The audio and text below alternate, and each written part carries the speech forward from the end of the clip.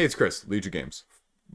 First mostly full week of March, and we've got some titles launching. We've got some stuff coming out there, some stuff you've heard of, probably some stuff you haven't heard of. As always, I hope you liked the video that came out earlier in the week. In case you missed it, it's the Your Guide to, which is going to be sort of my new-ish series that I'm kind of doing of let's talk about some games that have a lot of iterations or a lot of points in which you can start or with a lot of expansions. What's right for you? What do you need? Because I always see those comments and those questions popping up on the forums. Hey, what about this one? Hey, what about this one? So, with things like Zombicide, for example, I thought that was a good starting point. I've got two others in the works right now. And so that's going to be sort of an ongoing thing too, because it's a little bit different than a review. It's a little bit different than just a straight up, head-to-head comparison. But it's a little bit of a advice guide for people just looking into getting it in general. So if you like that, let me know. I'm releasing a little bit of stuff, hopefully on Patreon a little bit early as well, maybe one over the weekend. So if it interests you, check that out. Otherwise, let's talk about what's launched on Kickstarter this week. That's why you're here in the first place. Let's do it. First up is So You've Been Eaten. Now, this is a Scott Alms game from Luda Creations, and the artwork is very provocative. It sort of gives you the sense of what's already going on. The gist of it is you are a space miner who is going into this space worm trying to gather 8 different colored crystals in order to complete the mission work that you've been sent out there to do, that you've been paid for.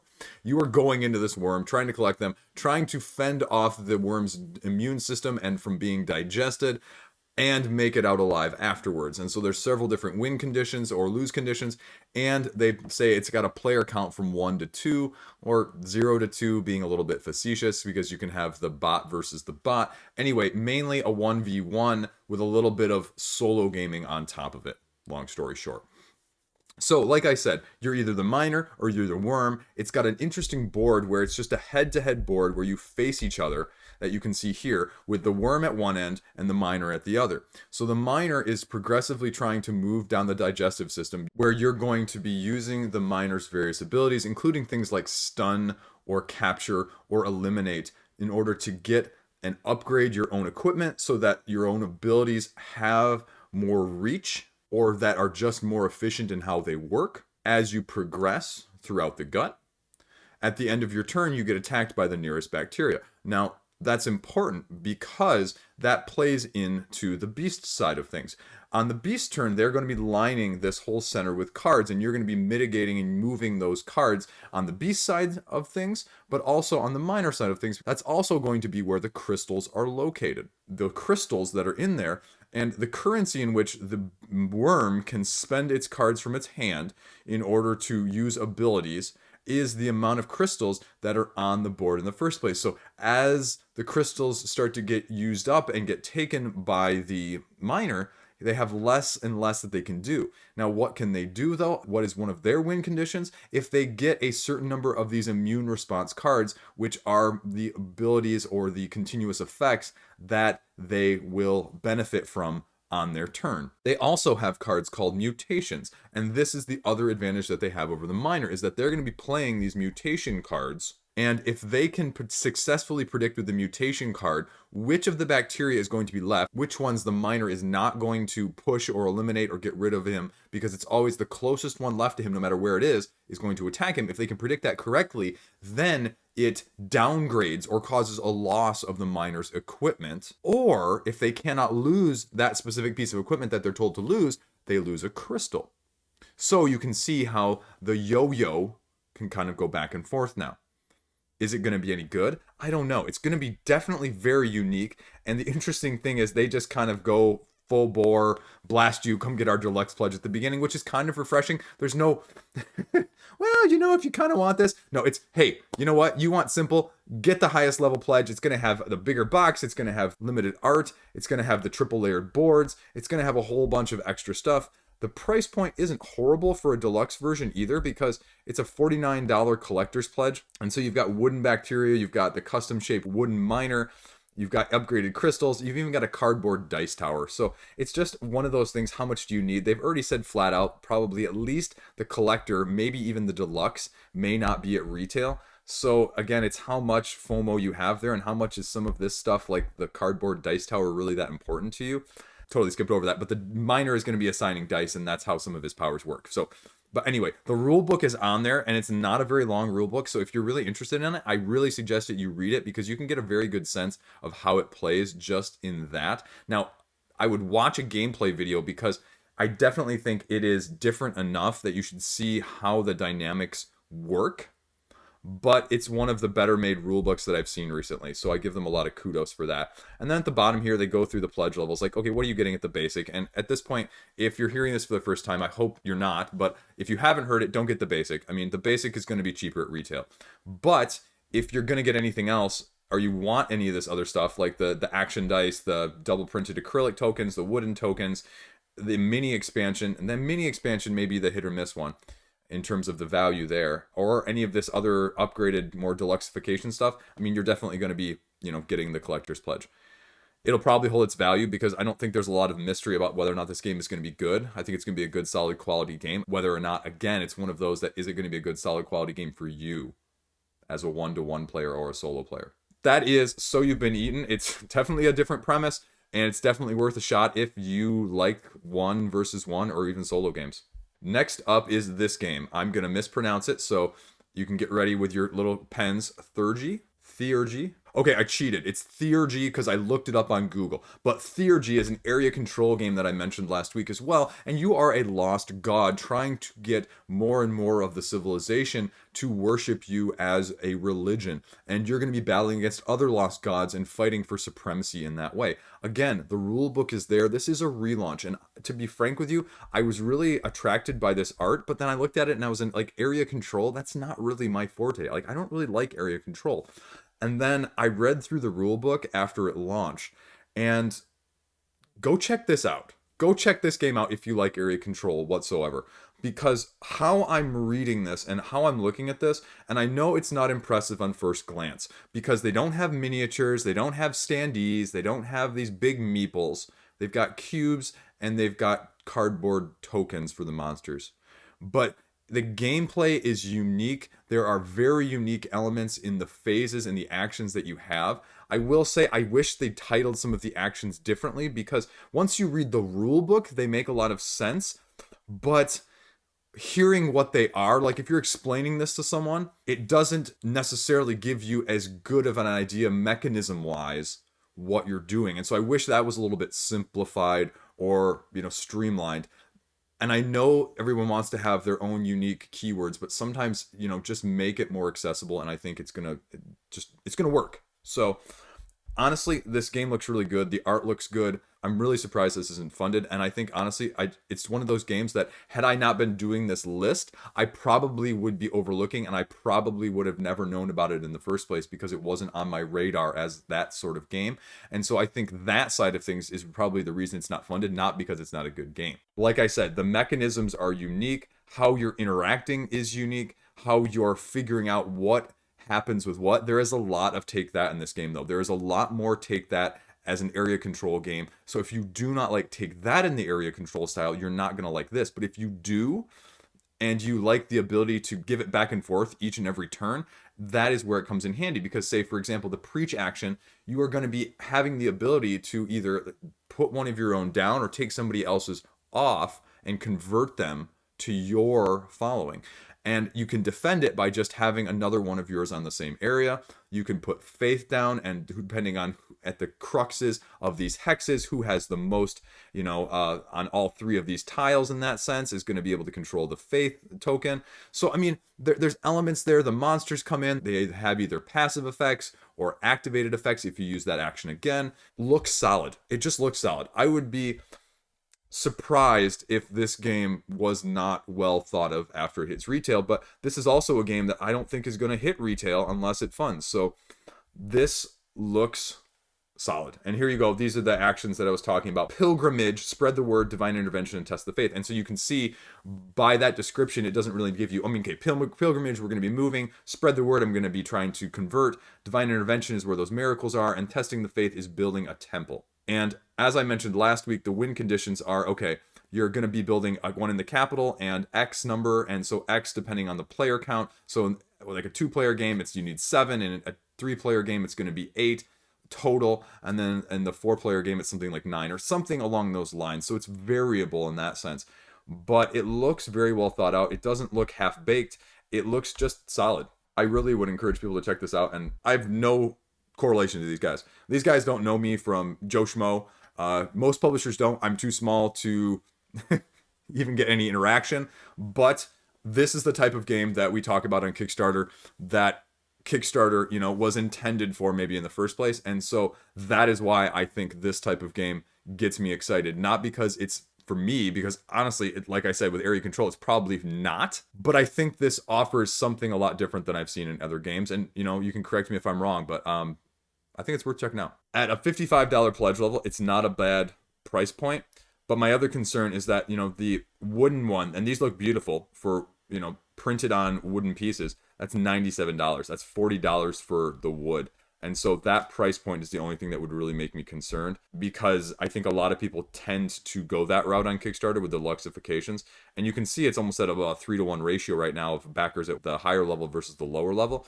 But I wonder if this was like, again, in the realm of a miniature or a standee, maybe people find that more palatable, because again, I think the fear is that at the retail level, if this is 55 and I'm getting all this stuff that's going to be at retail, can I pick this up for 40 at retail? And that's just the truth of the reality of Kickstarter nowadays. I hate to say that. That might be the reason why, more so, that it's still 10,000 short of its funding goal. But with a 30-day campaign, I think it's probably likely that this funds. So we'll see.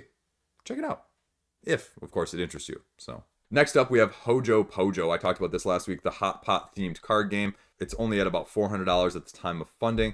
And, you know, you basically have this hot pot themed card game. It plays more of a party style game. And you just basically want to eat as much food and cook it, much of it as you can before the sauce in the center runs out. I mean, I guess it's about what you would expect. I mean, they talk about just having, 160 cards or so, and it's going to run you $16. Play and roll your cards, have the ability to discard your cards for up to 3 actions on your turn. And, you know, try and eat as much food as you can when you're playing them in your bowls. And it's that simple. There's not a whole lot else to it. They're going to be trying to do an app with it. And it just looks like a nice little family game that you'll have in about 3 months. So again, 160 cards makes sense.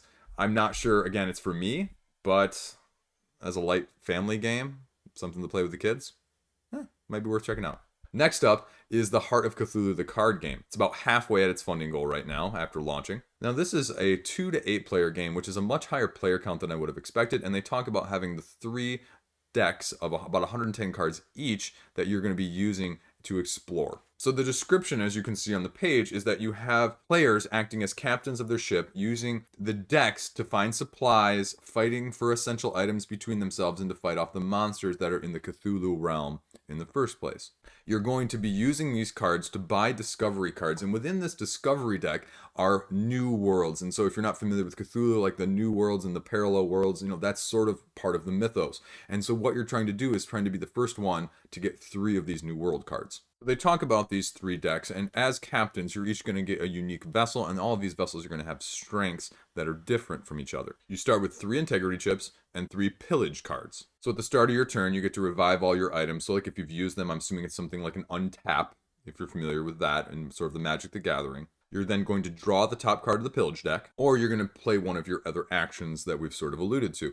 You're going to have the ability to play one of those pillage cards. You're going to have the ability to buy one of the new discovery cards for 8 integrity, activate those items, or use your vessel's strength or special ability. If you die, your turn ends automatically, but no big deal because everyone gets revived at the beginning of the next turn because it's Cthulhu, so why not?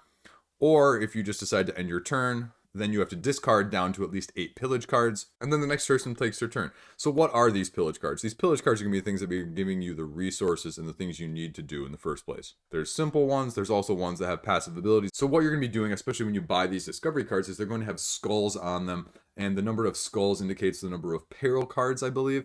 And so that's going to be the number of peril cards that you're going to be drawing. And the peril cards include things like monsters that you may have to fight off, or use some of the resources that you've acquired through the pillage cards in the first place, or even previous discovery cards in order to manage if you want to claim the discovery card. They have a full rule book up, so if you want to take a little bit more in-depth look at it, it's only like 8 or 9 pages. So it's relatively straightforward, and there's a couple gameplay videos. So the price point itself is not horrible. It's just $28 for the deck of cards and access to the pledge manager, which, you know, it isn't too bad for just a straightforward card game with all of the unique art. And, you know, the next pledge up has some prints and some stickers. So, you know, really it's that $28 pledge. And again, I don't think this is a game that's going to see wide retail. It doesn't give me that sense, but it looks like it's at least something different if you're looking for something lighter to play with a Cthulhu theme. That looks like there could be some take that, as well as, you know, if you just like the card draw, card hand management sort of style, as opposed to, you know, the storyline or this high overhead and rules. I mean, this is going to be relatively straightforward.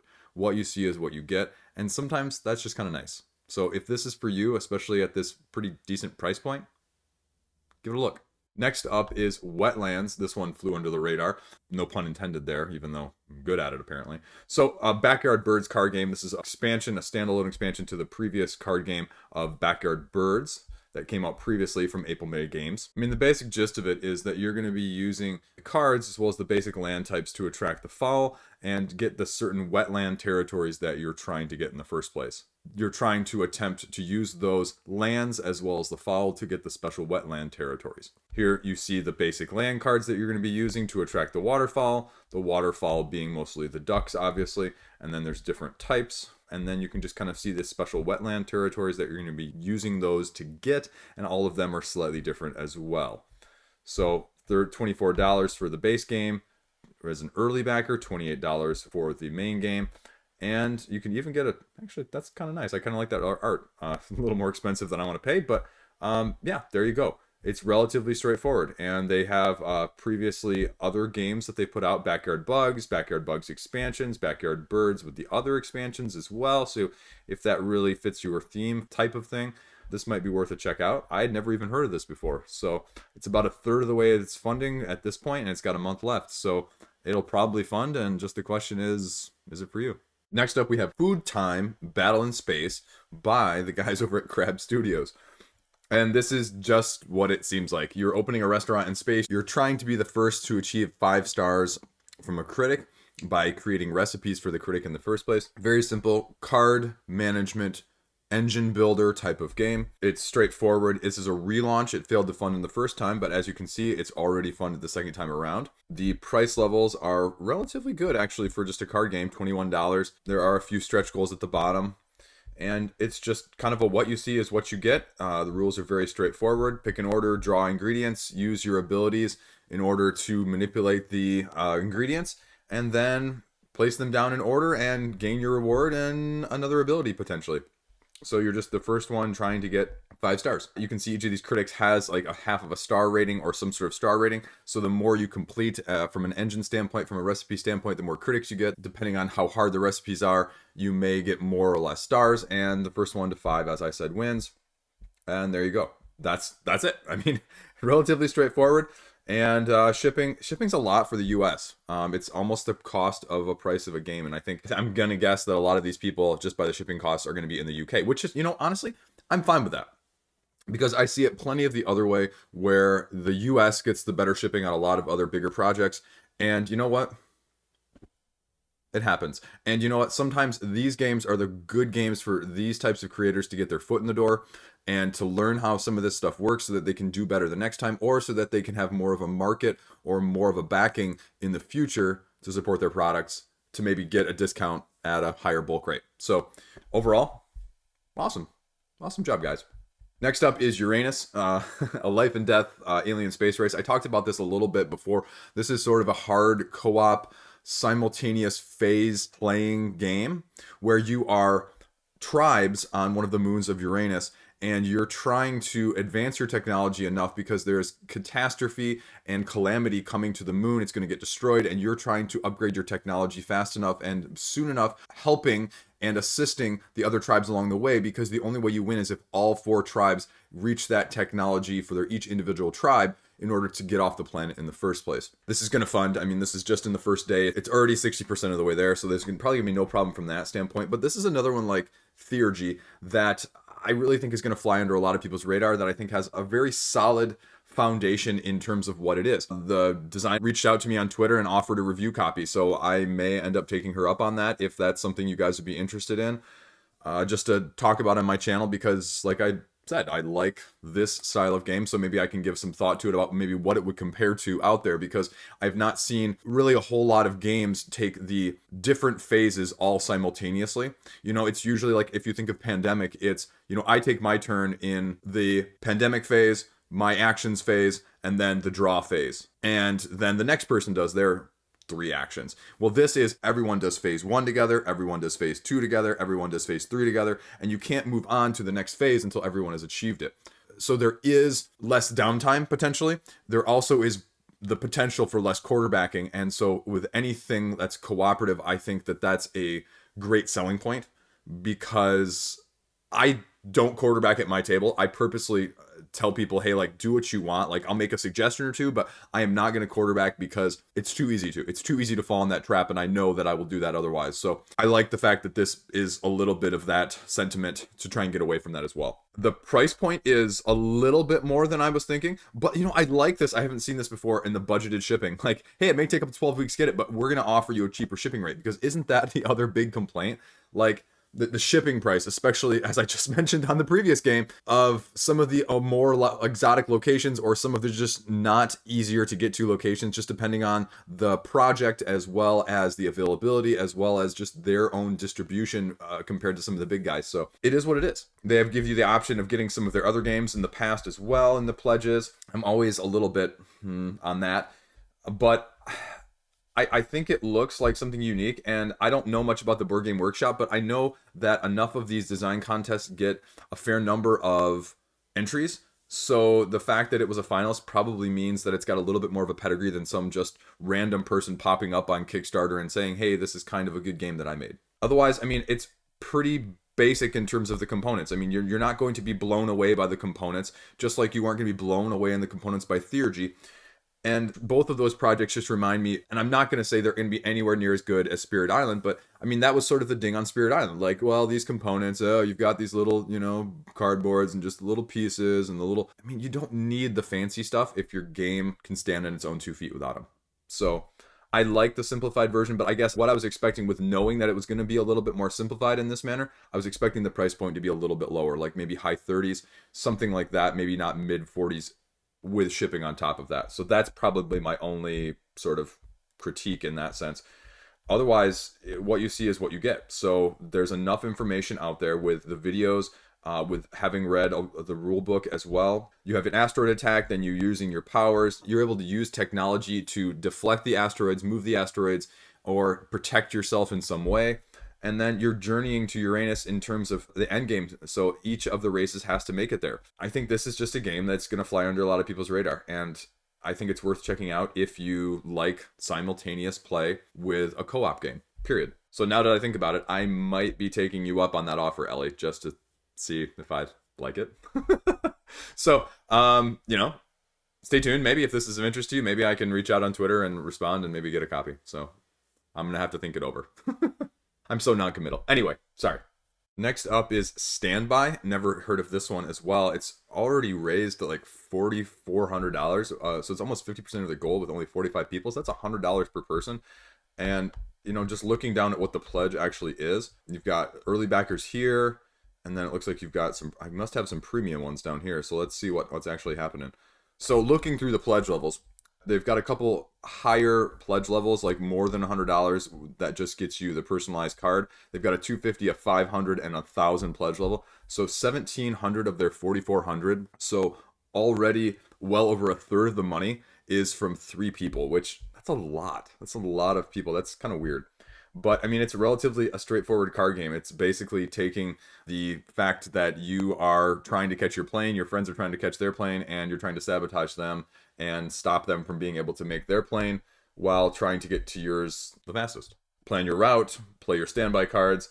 Like I said, $36 for the copy of the game. As I just mentioned with Uranus, you were getting a lot more stuff than what I'm seeing down here in the picture of the cards and just the little tokens. So the fact that it's that price, again, is a little surprising. It's a little more than I would have thought. And that's honestly, really, that's all on here. I don't even see a video.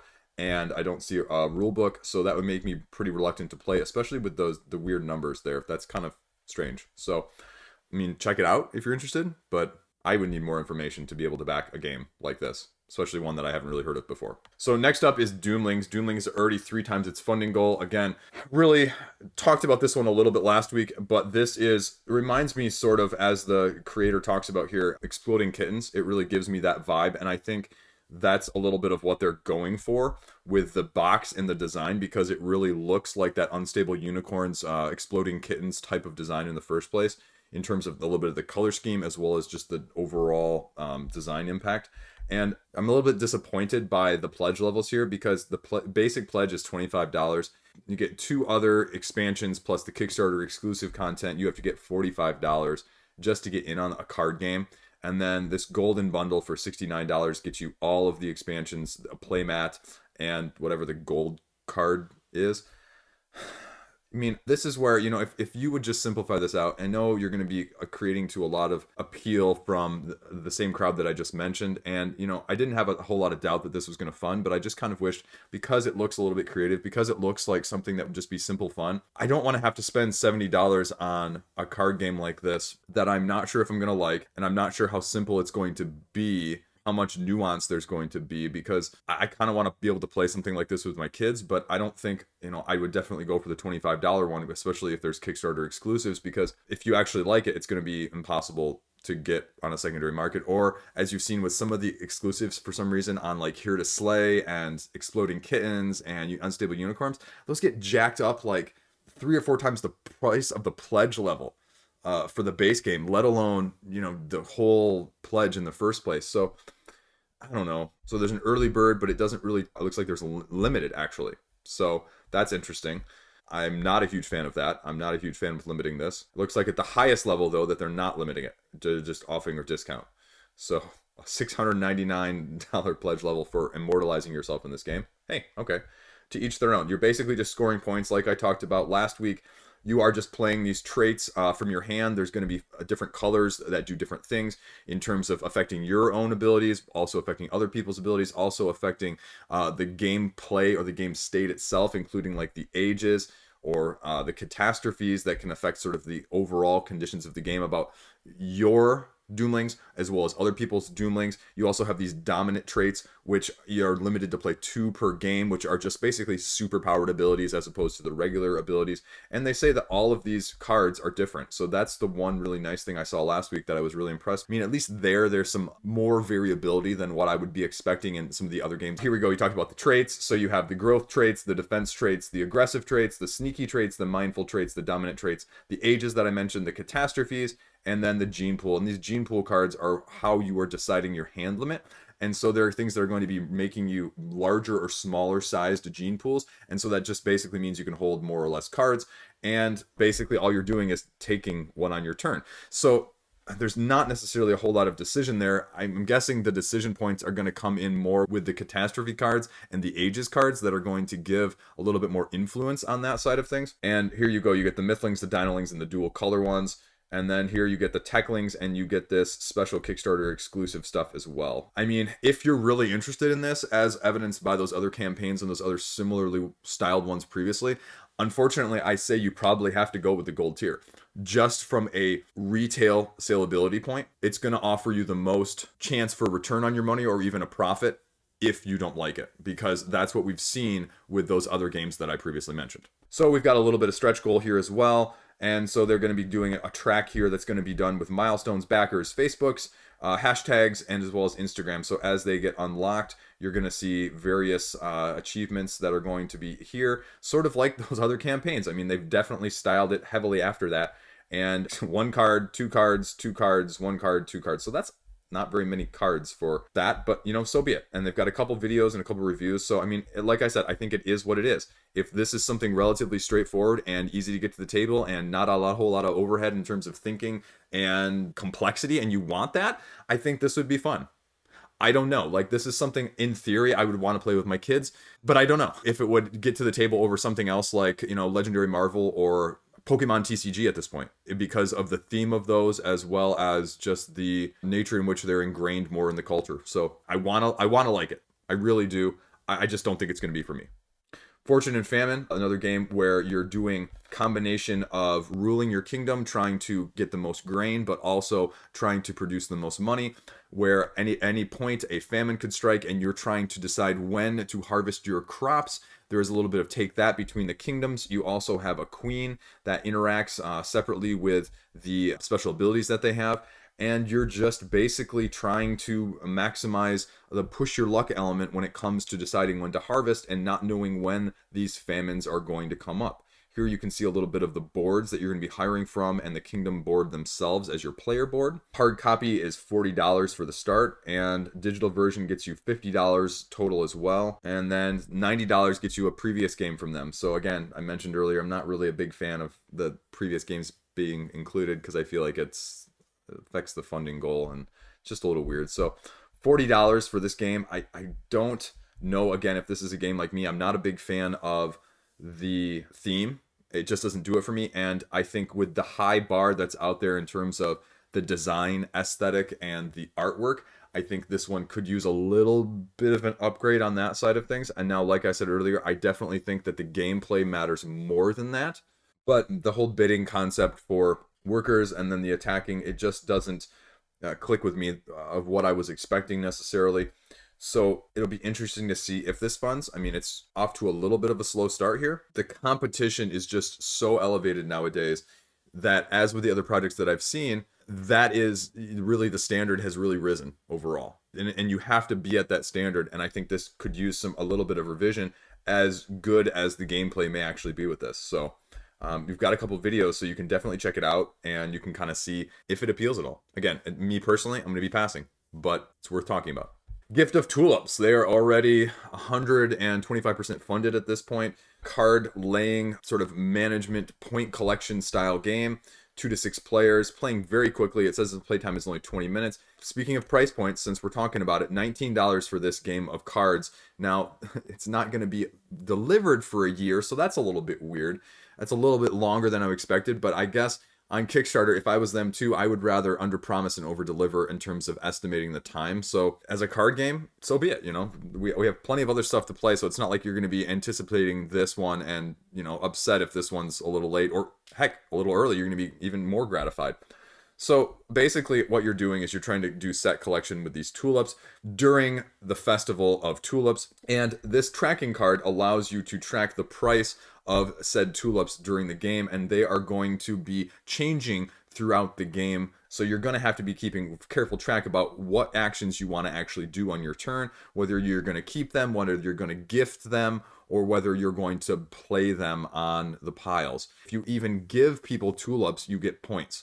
But tulips then can be used for them to sell for additional points later on. It's otherwise a relatively straightforward game. They've got a good setup here of gifting them, keeping them, or adding them to the festival, like I mentioned. It just influences the ranks at sort of the end game, because this was my one concern reading the rulebook prior to the campaign, was with the end game, you're pulling 2 of these cards at random that have the ability to sort of change the end game scoring after the game has ended, essentially, after you've played all of your cards or have the option to play all your cards. So there could be a swing there on that side of things. Now, obviously, it's not a huge thing to me, but it would kind of not make me the happiest if all of a sudden I went from winning to losing because of those random 2 cards played out, even though I played a better game overall than somebody else. So that would be my one critique looking at it overall. But honestly, for the price point, for the artwork, for the gameplay, which otherwise seems really solid, it's got tons of, they went all out getting everybody on board here. And I think it's worth a shot if you like that at all. There's no surprise to me after I saw what it was presented with originally that this one was going to fund. I just didn't know what the price point was going to be, and I think they did a great job on that as well. So next up is Canosa. I've had my eye on this one for a while, and when I heard it was going to be launching another Kickstarter, because I ran across it a couple years ago on the backer kit for, I think, probably around $100. The quality of the components at that time was of no issue. Like, you were getting $100 worth of components, but as an abstract game, I felt a little torn that I really couldn't spend that much money on it, as much as I like the concept. So now that it's launched, it's definitely worth talking about. Apart from me, how many other people really knew about this? I don't think it was widely known. I don't think it had a whole lot of knowledge about it in terms of hype or hotness beforehand, and I think that's kind of what you're seeing on the first day's funding so far. So it'll be interesting to see where that goes, and 26,000 for an abstract game as a funding goal, although it may be the realistic funding goal, that's a lot higher than I would have expected. So I think the creator reached out to me in the comments section last time, or Twitter, I can't remember. I apologize. But said that, okay, the price point is going to be a lot less. And yeah, it's $39. So it's slightly more than I would have wished for, but it's about what I would have guessed, knowing sort of what previously the board was made up with, the metal rings, as well as the wooden sort of sailor tokens that they use. So I guess the question just is, especially with the shipping on top of that, that's a pretty expensive abstract game for me personally, with all of the other ones that I love. Side note, if you're interested, I will be putting out a video here shortly on my top 5 favorite abstract games. If you are a Patreon backer, you've already probably seen the video because I released it early to them. So plug that right there. Anyway, I'm not very good at plugging, so I apologize for the awkwardness. And anyway, so I mean, this is a relatively simple, straightforward game. Theme being obviously, it's an abstract, but there is a theme to it. And it sort of makes sense as well, so that's kind of nice, is you are a siren and you are trying to attract sailors over to your area using the rings to control them, and you are battling against the other siren who is trying to do the same. The first one to get 4 sailors over there wins. It's real straightforward, it's real simple. You move, or you can transfer a ring to an adjacent sailor, or you can move a sailor that your ring is on control of, or you can withdraw a ring. Now the last action you can do is, if your siren has more rings than the other siren, you can kind of boot them around a little bit. So there's a little bit of interaction that way. Otherwise, it's just more of a pure strategy game with perfect information that, okay, who can maneuver these the best? How can I maneuver mine? How can I prevent the other person from maneuvering theirs as quickly as they want to? And it's a straightforward back and forth battle in that sense. It is what it is. I mean, you're either going to like this game or you're not, and that's the trouble with abstracts, and I have not seen a ton of abstracts do very well on Kickstarter, to be very frank. I like them. I think they do okay at retail, but it's a niche within a niche, and without a lot of hype, without a lot of presence, it's hard for them to do as well just because they aren't as flashy as a lot of the other genres. That's what it is. I'm going to be watching this one closely. I might be backing this one just to follow it so I can keep it on my radar as well, because I am actually interested in this. So One Day West Games, if you want to send me a copy, I'm just trying to drum up business here on the roundup. Anyway, no, I like this game. I like the concept of this game. The question always is, especially in a game like this, is it going to beat other 2-player abstract games to the table? Things that are so highly acclaimed and within the abstract realm already. Is this different enough? Yes, I've not seen something like this. It's just, is it going to appeal and is it going to fund, and are you going to see it in a wider availability? And the question is, I don't know. But if you like abstract games, I definitely think it's worth checking out. Next up is Caper, the standalone expansion sequel to the original Caper that is adding a little bit more of everything that made Caper a success in the retail level in the first place. Already at 66,000, that's a lot higher than I expected. I did not know that this was that popular of a game. It's a 2-player, not really asymmetrical, but it's a 2-player dueling game where you are thieves going around Europe trying to steal the most goods while using all of the gear and sabotaging your opponent, and sort of a one-on-one Burgle Brothers, if you will, with a travel spatial component. I mean, it's a straight-up card game. It's not very long. It's about a half an hour to play, and they've gone with only 1 pledge level. So you're getting a premium box, you're getting the marking on the outside, you're getting metal coins for some reason. Man, get rid of the metal coins and make the price point like $5 or $7 less or something. Anyway, that's my own personal thought. But I mean, obviously, the incentivized reason to get this on Kickstarter as opposed to retail. I mean, so I understand it as well. So you've got your cities, your gear, your goods, your score pad, all of the little things that go along with it. So what are you doing? Obviously, you're picking your cities, you're getting your targets, deploying your team, and you're just taking control of the game. There are many different types of cards that I mentioned that you're going to be interacting with and using with to aid and assist in your theft, but also trying to sabotage your opponent's thieving at the same time. Now, this is a different type of game in the sense that it's play a card, switch hands, play a card until you discard. And so it happens over 6 rounds for the 2 types of cards that I mentioned, the thieves and the gear.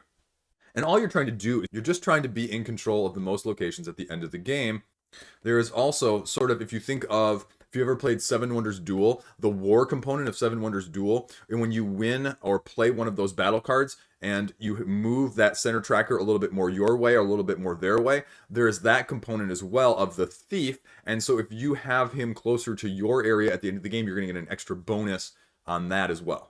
Included in this is the other element that I didn't mention yet, is that when you're playing these thieves and these gears at these locations, there's going to be some synergy. There's going to be some combos that you're going to be able to use, and the gear affects not only the one thief it is deployed to, but all of the thieves at that same location. So that is where the combos come in, because you're going to want to strive to assign thieves that work synergistically with the same gear that is going to help them. Now, you are not going to know necessarily what locations and when they're going to pop up, but you are going to know the type of gear that goes along with each of those locations. So it's not necessarily perfect information, but it's more, okay, when is this one going to pop up and when is this going to be available to me, so that when can I plan to maybe go after this or to use this. Caper has a relatively good rating on Board Game Geek, and I know it's well thought of. It's sort of one of those under the radar recommendations that you'll see sometimes pop up on the what should I get for my 2-player game, you know, picking up for me and the significant other. So I think it's highly underrated, and this just looks like it's going to be more of a good thing. As someone who does not have the original Caper, as much as I hate to say this, this is actually interesting to me, especially at the pledge level, although this is something I would also feel like I don't need anything unless these community heist challenge unlocks are gameplay content. That would be the only reason I would probably consider it now. Otherwise, this is a solid game I would think of picking up at retail. And I guess the only other thing I just saw was new add-ons released weekly. So are these add-ons going to be exclusive like I just mentioned? And you can see that they're not included at this mastermind level. So is there going to be another pledge level, sort of an all-in at a discount, or an all-in at a discount with the exclusives? So I'm probably going to keep me reminded on this one. Click. And come back to it as it gets closer to the end when we see all the add-ons and see where it's at. Because, I mean, it's going to be probably 2 to 3 times this by, you know, the end in terms of funding. As a person who could use a couple nice 2-player quick playing card games to play with my wife, I hate to say that this one's gonna probably stay on the radar until it ends. Next up is Moonshell, a mermaid game from Unfiltered Games. You may know Unfiltered Games from the Unfiltered Gamer, same group right there. Is a relatively straightforward seashell management board turning type of game. It's not the most complex, it's not the deepest game, but it's got a couple elements that I have not seen. $39 again seems to be around all the pledge levels for these. And so basically you're a mermaid and you're trying to obtain these seashells from this ocean board and put them on your own individual board in terms of scoring via patterns and special cards, sort of quest objective cards. And so that's what you're going to be doing on your turns. And it's an interesting game because it is more of an abstract game. And you can see sort of you're going to be rotating this board and then pushing them onto what you're going to be able to get. And then each person is going to do that successively. So not only are you unsure what you're going to be getting, that it could be changing up until the turn before you. So it's definitely more tactical than strategic. And some people may like that. I prefer, especially my abstract games, more tactical than strategic. But if you more prefer the perfect information side of things, this isn't exactly that. It's more of a spatial element in terms of the scoring, and I am not very good in terms of the spatial element of scoring, which makes me a little bit nervous because the other game that I'm backing right now is Block and Key, and I'm a little nervous about the fact that I think that game is great in concept. I'm just worried that my spatial skills suck and I'm not going to be able to ever win a game. Oh, by the way, as a side note, I won my first game of Space Base like 2 weeks ago. I didn't announce it on the channel because, I mean, who's going to announce it? But I am 1-21 now. Not 0 for 22. Anyway, my wife was pissed. Anyway, that is Moonshell, the mermaid game. And there's also a solo version. The rules are up there. It's relatively straightforward. As I mentioned, also the mermaid characters have asymmetrical powers, so you can play a little bit to that strength as well in terms of variability. And it's a relatively quick game. So this is not a game where you're going to be, you know, stuck agonizing or AP all over the place. It is what it is. And you're either going to like it or you're not going to like it. And I would be shocked if this one didn't fund just by the sheer nature of the ease of getting to the table and the accessibility from that side of things. It just looks like a game that you can play with almost anyone. So check it out. Next up, Meeples and Monsters. I covered this one on the anticipated list. I had no clue what to expect of this with the actual campaign and what it was going to entail and sort of even how it was going to look, because I had not looked at the playthrough videos before it actually launched. I have now a little bit, so I get a gist of what the game actually is. And they've done something interesting on this, and I'm not sure how it's going to turn out, because, I mean, AEG sort of went a little bit different route than I was expecting. $64,000, I mean, you know, within the first 12 hours, which is great. But as a game that is as highly as hyped as it was, it's maybe not also what they were hoping for as well. I don't know what the internal projections would look like on a game like this. Coming from the guy who did Champions of Midgard, and it definitely has a large element of both Champions of Midgard as well as Lords of Waterdeep thrown in there, sort of mixed and scrambled up a little bit. And I'm not really sure how I feel about it, having watched the gameplay now. It gives me mixed feelings because it is a lot different than I was expecting. And I'm not sure if that's a good thing or not yet, because I really am not a huge worker placement type of person, but it's almost a little bit different because it's more of a combo builder, worker placement, randomly pulling your meeples out of the bag to figure out what you're going to do first before you can do those other things sort of game. And the one thing here that I wasn't expecting was 1 pledge level on this. I was not expecting that at all. I mean, this is with the Towers expansion that they talk about too, so I'm not sure if there's anything else planned, like other expansions or anything, but 1 pledge level gets you everything right now. That's honestly, that's a nice surprise. And $49 is honestly, again, less than I was expecting. I was expecting this game to be like 60, 65, 70.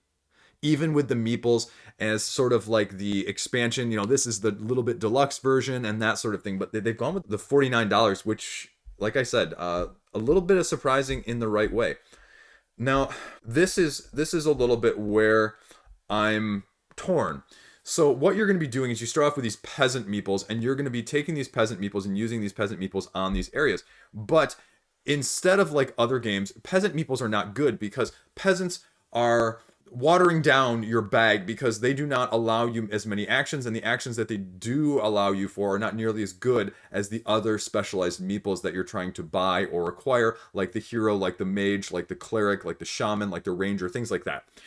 And so more is not better in that sense. It reminds me more of the deck builder in the sense that you are trying to sometimes get rid of some of these peasants or mitigate how many of them you have because you want to get to your better meeples faster than a bunch of peasants that aren't going to help you. There is also sort of, if you think of the wound cards in Marvel Legendary that clog up your deck, that, you know, you can try and get rid of or mitigate. There are corruption meeples in this as well that if you just pull them, I mean, they just don't do anything because you can only pull so many meeples out of your bag per turn, starting off, I believe, at the game with 4. So if you pull 1 or 2 of corruptions, that doesn't give you a whole lot else to do on your turn. What are you actually doing on your turn, though? You're getting more of these meeples. You're placing these meeples out on this center board, this center row. Let's see if we have a picture of it here so I can pull it up for you guys. We'll blow this up even further. I don't like the Kickstarter page. It doesn't really give you the view that I want here. So you can see in the middle, you have the town spaces up here in the cathedral. You have the university.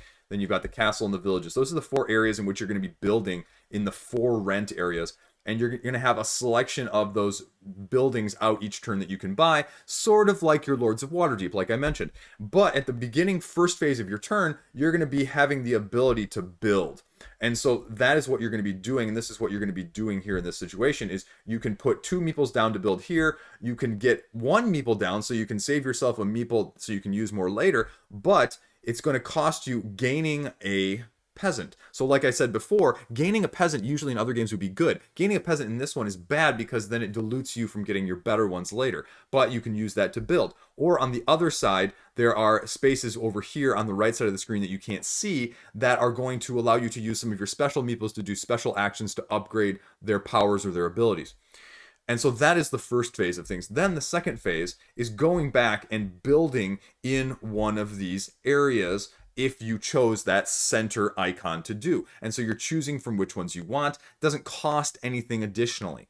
And why does that matter necessarily? Because you can see that on all of these 4 rent spaces, they all do different things. Just building on this red one here, for example, gets you one of these red meeples, gets you one of these clerics, or these mages, I forget which one it is, for free.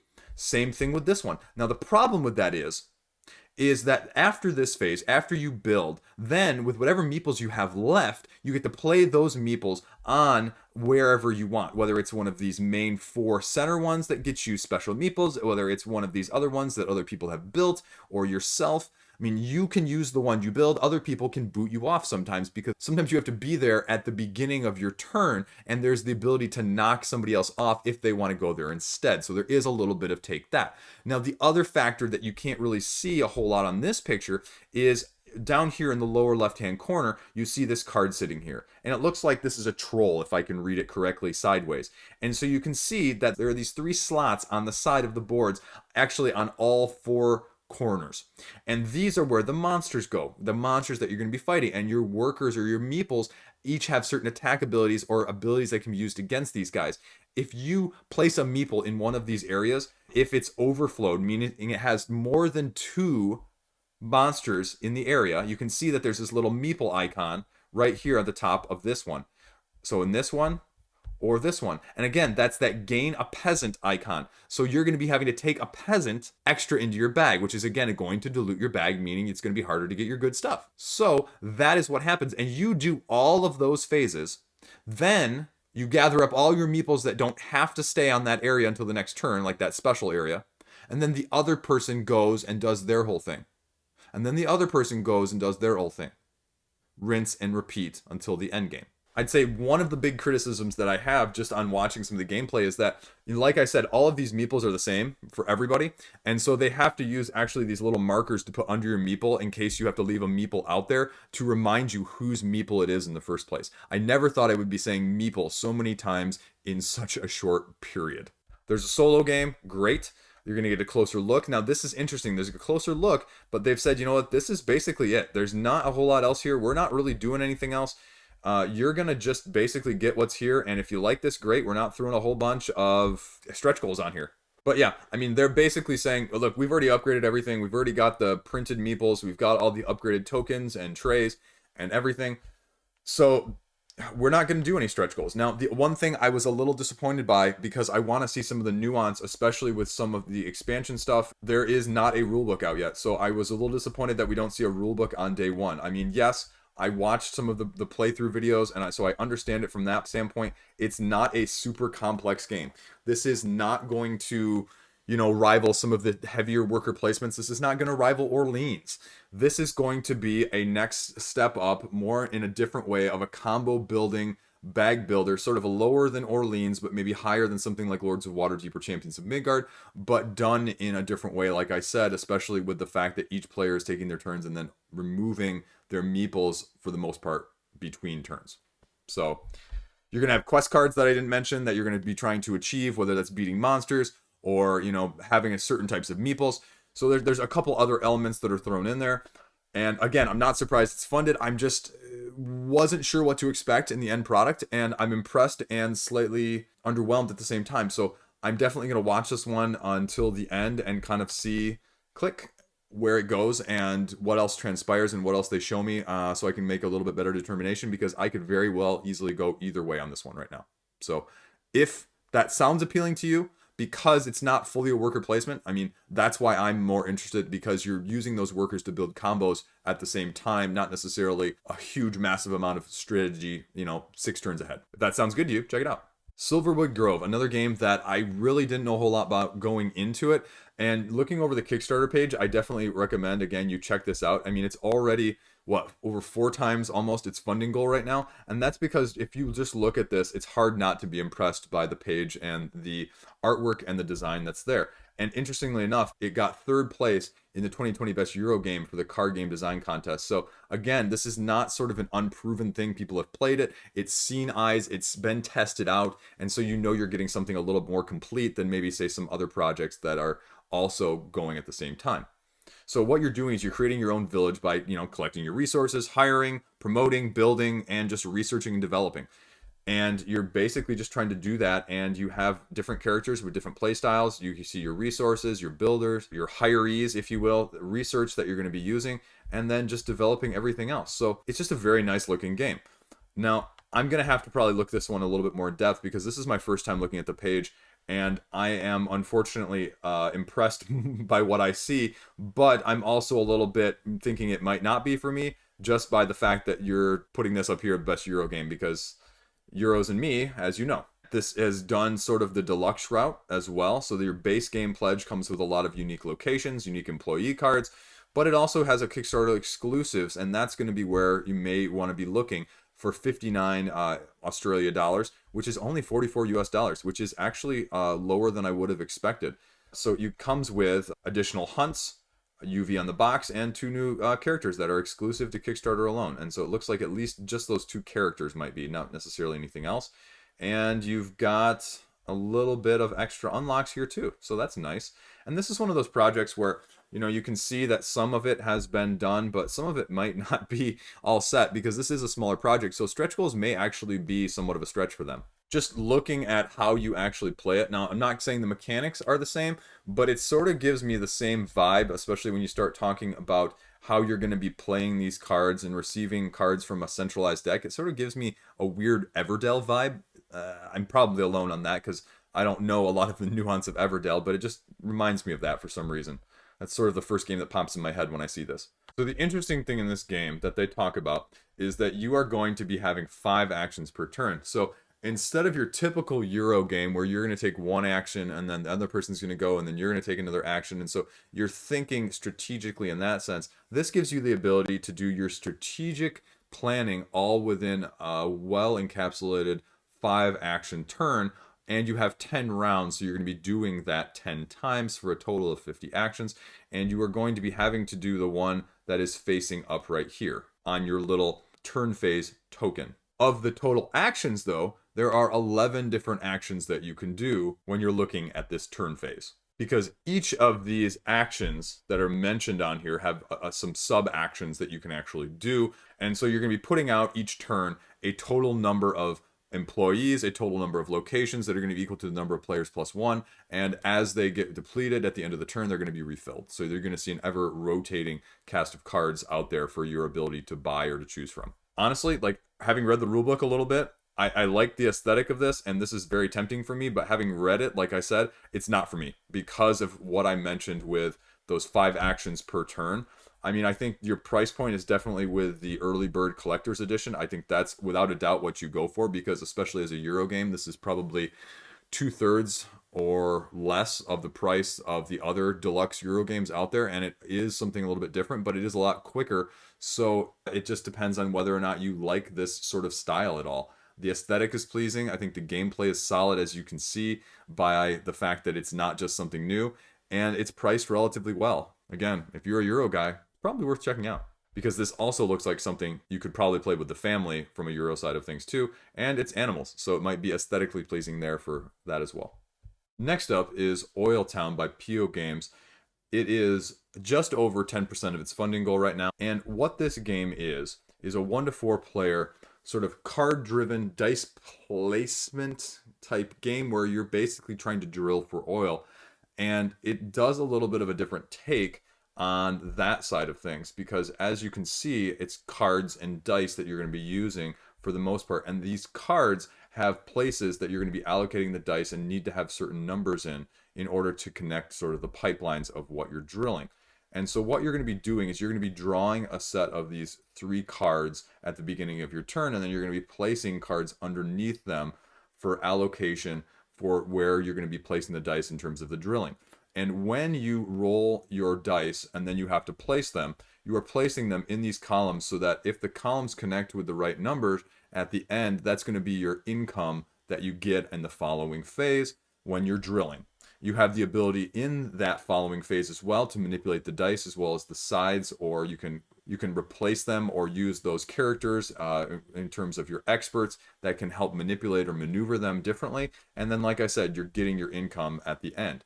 And so that is what you were doing over several rounds. And so the person who has the most oil at the end is ultimately the winner. It comes with a thematic ending as well that's Kickstarter exclusive if you want to get the 66 different endings based on what your score is. And there's a couple previews out there as well as a playthrough coming soon. Price point for the base pledge is $30. So about what I'd expect for cards and dice. And that's pretty much about it. They've got a few stretch goals here that they've talked about, but they're not going to do it until they fund. So we'll see what happens with that. But overall, I mean, again, a week as well of very straightforward Kickstarters in terms of what you're seeing, what you're getting, how it's actually playing, and hopefully whether or not it's for you from a decision-making standpoint. Next up is a solo game that I had never heard of before, but I think it's worth talking about because it's already over 4 times its funding goal at a very, very respectable $53,000. It's called a Mending, and they call it a solo keepsake game because the game that you're playing is giving you a keepsake that is going to be unique to your individual game, that's going to be marked upon by sewing and putting special markers on it that will end up being able to be just kept as a memento of the game in the first place, whether you want to play it by yourself or with a friend. And the whole premise behind it is two friends that have been separated and wanting to use sewing, embroidery, and map marking mechanics in order to map it out. And you can see that they show a work in progress of the game that's currently ongoing here in this picture, and even what the finished cloth map looks like as a clothing item. It's definitely unique. It's definitely something different. They talk about how it's got a lot of indie tabletop role-playing game influences in some of the mechanics and the story-driven cards. It can be up to 1 hour or 2 hours depending on, if you're doing pen and paper or if you're doing more of the sewing. And it's just meant to be sort of a story-building deck to go along with this memento. There is a no sewing version for $25, and there is a make your own thread at $50, and 2 of them for $95. Everything you need, though, at the $100 pledge is already sold out. So if you were looking for that, that's already kind of taken care of. But the other pledge levels are there, so you can do this sort of thing yourself. And honestly, if this is something that's appealing to you, especially from an aesthetic, a creative, more indie vibe, check it out. It's definitely not something that is going to be for me. My artistic, creative side of things is not this sort of thing, but I've seen a couple people already mention it and talk about it as definitely something unique and different that I've never seen before. So if that intrigues you, check out the page. Okay, so let's go over our last few couple here, if you're already making it to this part of the video. This is Dealing Dungeons, one that completely flew under the radar. It's already funded. It's got a 48-hour early bird, so if this interested you at all, you should probably check it out shortly after watching this video. This is a relatively straightforward game. You have a variety of your basic sort of D&D trope heroes, but it's a little bit of a twist on the game, and I think that's why it's funded, because I haven't really seen anything that sort of acts like this, to be very frank with you. They call it a cutthroat dungeon building crawler. And what you're doing is you're taking one of your heroes, you're building your own dungeon out of cards that you're drawing, and then you're trying to eventually draw your treasure card, which then prompts your end boss, which the first person to defeat their end boss wins.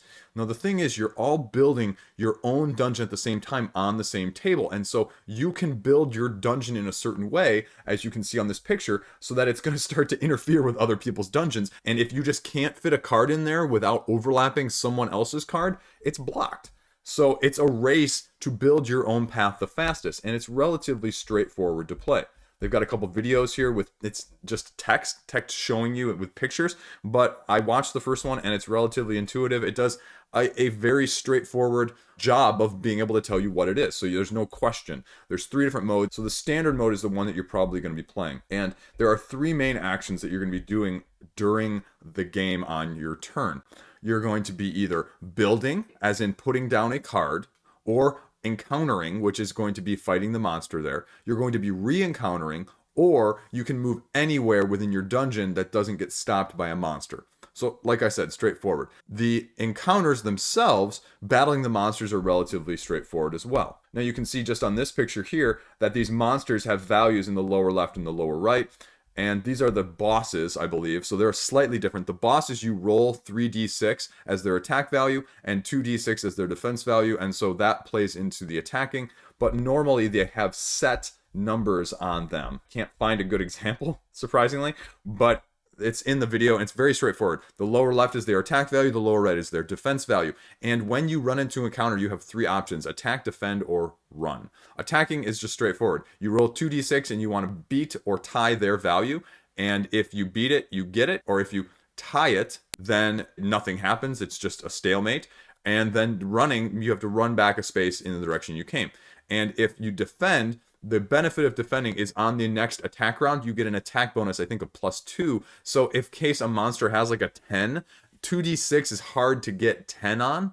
And so if you defend the first time, then you get that +2. Then maybe you only need to get essentially an 8, so then it becomes a lot easier. Then you get to draw a loot card after you defeat an encounter. And then that also gets you experience. All of these have 3 levels. So depending on how much experience, I think it's like 7 and 15 or something like that. So you're leveling up and you're getting slightly stronger. And as well as these loot cards are just loot. But then there's also ones that just make your bonuses a little bit stronger. Like this one, 100 gold. Or these ones, you get +2 to combat when you're doing a certain thing, or just +1 to combat all the time. So you're just trying to get to the end first while drawing these encounters as you go along the way. And blocking other people's paths depending on how you want to build your dungeon. Some rooms have multiple exits, some only have one. There's a special secret token that you can place instead of moving. It's just straightforward, what you see, what you get. There's a couple Kickstarter exclusives, it looks like here. There's going to be some stretch goals as well. So this is an interesting take on things. It's not for me, but boy, do I see the appeal, and boy, do I see why this funded easily within the first 24 hours. So it is what it is. And it's just nice, simple, fun, get to the table, easy to play with probably all ages. So take a look. Next is Clash of Ardennes. Now this is from the Battle of the Bulge, and this is a really interesting game because you're using wooden pieces in parts of this game that they are doing, and it's only $35. Now it's not, and they emphasize this, it's not a heavy war game. This is more of a strategic 2-player dueling for control of lanes. And these lanes represent streets in the streets of the city itself. And what you're going to be doing is sort of a very select version of paper, scissors, rock in a way between a soldier, an anti-tank mine, and a tank. So the tank obviously beats the soldier beats the mine, but the mine beats the tank. There's a couple variations on that. There's a mortar, there's a special tank, there's a spy that kills everything. But there's some limitations, obviously, that go along with that. The special tank can flank streets on either side of it. You can see where the strategy starts to come in. And like I said, you're laying these down one in front of each other. And you don't always have the ability to control where they go, because one of the actions that you have is just putting it down in a random street. Now, how is this going to be accomplished? What are you actually trying to do? Each of these gives you different objectives. Like one of them may be control this street and something else. So it's very specific objective, but you don't know what the objective is that the opponent is going after in the first place. And so that's where a little bit of the variability. Well, are they baiting me over on this street? Do I need to be, getting this street protected, or should I focus on my own objective and let them sort of fake bluff? So you can start to see where the strategy comes in. Then you can move your pieces up further once they're in a lane. So you can use part of your action points to just do that instead of randomly laying one down as well. So there's a lot of variability. You can see sort of what it looks like here with the tiles and the lanes actually get played in. Like I said, this is more tactical. This is not strategic. This is not a war game. And you need to know that going in. But it also says, hey, you don't need to know anything about war games or any of those ilk to be able to play this and have fun. So I have not seen a whole lot like this. I think the spatial element is nice because the size plays a role. Like if you just can't fit it in there, you can't put it down in the lane next. And so that's why the size, the first thing they do is say to set up this outside in order to limit and in order to know how far away each piece has to be originally at the starting point. So the price point's actually really good. If you're looking for a 2-player symmetrical but very tactical type of game, I think this is really of interest, especially if you're looking for something like Blitzkrieg was, that sort of flew under the radar with that war theme, but gets played relatively quickly and easily to the table. So you definitely want to check this out. 5G, the board game. I didn't know when this was going to launch. I didn't really hear anything about this. It had been on my radar, but the actual date sort of came out of nowhere, I believe. This is what looks like a very technological, driven, themed, heavier worker placement game. Now, why do I say heavier? It's because I tried to read some of the rule book, and it definitely has a little bit more depth than a few of the other games that I've talked about, like, say, in February and January. So if you're looking for something a little bit heavier, this might be of interest for you. At the same time, I just never know quite how heavy it is. Obviously, I think comparatively heavier than Stroganoff because I definitely had more of a time trying to get through this. But does it compare to Darwin's Journey or something like that, like Carnegie? I don't know. You are a corporate communication giant, and you're just trying to get the greatest amount of money by making 5G. Here you get a little bit of component overview. They talk about, just everything that you're getting with that, and you're getting a lot of stuff. And then you've got a couple videos from Dice Tower. I think Tantrum House has one down here. And then they kind of basically just go through the how to play. Again, I like the fact that you've got a rule book out here. Now, one of the criticisms from one of the videos, as well as, just looking at this, there's a lot of iconography. I just glanced through the rule book, and you can kind of see, on a lot of this, there's just little things everywhere. So it's kind of not the easiest thing to get into, especially with a little bit denser rulebook. Now, what are you actually doing on your turn? Well, you're drawing these operation cards, which are like your sort of objective cards, and they tell you exactly when you're going to be playing them. And this is that icon, just again, iconography already from the get-go. Then you are going through the 4 phases of the game. The worker placements, where you're placing this little iconography, these little mouse, 1 mouse, 2 mice, 3 mice. You're able to buy resources. You're able to purchase innovations, buying terminal tiles for your company to operate with, infrastructure, security, or just installation to help build it further. Then we're going even deeper into it. You can buy connection and system tiles. So as you can see, like I said, there's lots of things that you can do. There's an R&D sector that you're going to be looking at. And then comes the next phase, where you're actually going to be producing and then placing some of these tiles that you may have bought down onto your board. The interesting thing to note here, though, is you are doing these phases together. So you are doing the worker placement phase, then you are proceeding to the production and placement phase. It is not, I do phase 1, phase 2, phase 3, phase 4. It's everyone does phase 1, everyone does phase 2, everyone does phase 3, and then 4. Part of that production and place phase is where you're placing these 5G stations according to the recipes that are needed that you just required from the previous phase. Then, based on the amount of income that you have, you are getting a 5G order card so that you can use it for the endgame, until you have 10 of these level 4 orders, these ones right here that I mentioned, that are completed. So you're going to be working your way up through those orders and accomplishing them to get rewards, but then eventually it's going to play into the end game, and it doesn't matter who does it, but that a total of 10 of them to get fulfilled. 2 basic pledge levels, the advanced box for $52, the regular box for $39. With the advanced box, you're also going to be getting the 5th and 6th player boards, and just a whole bunch of other content in terms of all of those tiles and tokens that I just mentioned. I don't know about this game. I mean, like I said, it's a little bit denser than I was expecting, but I think I'm more not just familiar with the technological terms, and I'm not sure if you put the technological terms aside and assign them like a little bit of more layman's terms, would it become more easier for me to grasp? I don't know. But that would be where my head is at. So if you like Euros, if you're looking for something a little heavier, I mean, I know that they say that the play time is only like 45 minutes to 2 hours, and maybe it is, but I think it's worth reading through the rulebook to see what other people think of this that have a deeper insight, so you can make your own opinion on this one. Anyway, that is 5G. Okay, so that is it. I'm glad I could fit just a few in this week.